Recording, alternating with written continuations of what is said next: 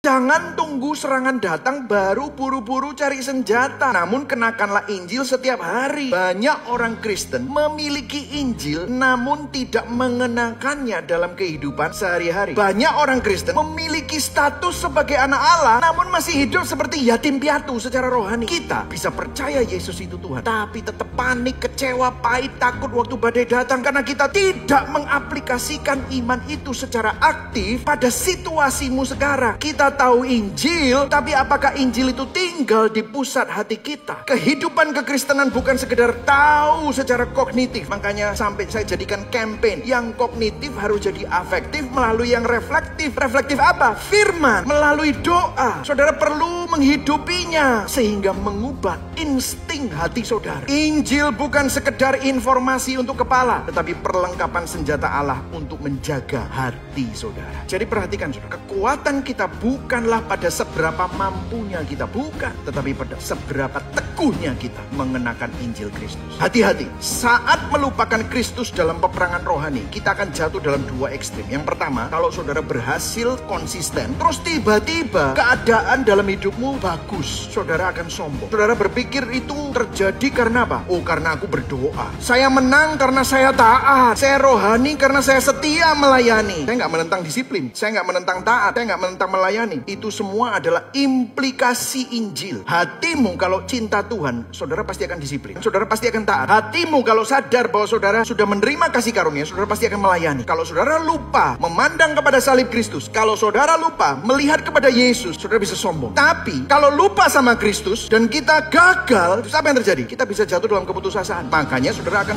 oh saya nggak layak melayani, saya malu datang di hadapan Tuhan. Oh Tuhan pasti kecewa. Ini terdengar rendah hati, tetapi sebenarnya kita sedang menatap diri sendiri lebih daripada menatap salib, menatap Kristus. Kita lupa bahwa pengampunan dan pembenaran bukan datang dari karena kamu berhasil, bukan datang karena kamu gagal, tetapi karena Kristus sudah mati dan bangkit untuk kita. Makanya kita perlu arahkan pandangan kita kembali kepada Kristus. Di sanalah kita menemukan kekuatan baru. Yesus Kristus terlebih dulu masuk ke dalam medan perang yang terbesar untuk menaklukkan dosa, maut, dan iblis. Yesus Kristus tidak membawa pedang, namun membawa paku di tangannya. Yesus Kristus tidak melempar tombak, namun memikul salib di pundaknya. Yesus Kristus tidak bawa penghakiman, tetapi menanggung penghakiman atas hidupnya. Yesus Kristus tidak bawa murka atas musuhnya, tetapi menyerahkan diri dimurkai bagi musuhnya. Siapa musuhnya? Kita adalah seteru-seteru Allah. Yesus Kristus tidak melawan kejahatan dengan kekerasan, tetapi dia melawan kejahatan dengan kasih dan pengampunan. Dan Yesus Kristus tidak bangkit dan menang hanya untuk buat kita kagum, tetapi dia bangkit dan menang supaya kita bisa mengenakan kemenangan itu setiap hari. Di dalam peperangan ini dia tidak hanya memberi perlengkapan kepada saudara, dialah perlengkapannya. Dia tidak hanya jadi teladan, dialah kekuatannya, dialah kemenangan kita. Dia bukan cuma memimpin dari depan, tapi dia memimpin dari tempat kita gagal. Itu yang kita perlu ingat. Kalau kita menatap diri kita sendiri, kamu jadi sombong, kamu jadi hancur. Tapi kalau saudara menatap Kristus, saudara akan jadi kuat. Bukan dengan kekuatan, tapi dengan kekuatan salib Kristus. Saudara akan jadi teguh karena kekuatan Injil. Amin saudara. Gospel people selalu siap siaga menghadapi serangan saat hidup terlihat damai. Karena tahu bahwa kedamaian bukan di dalam keadaan, tetapi kedamaian ada di dalam Kristus yang sudah menang. Amin saudara.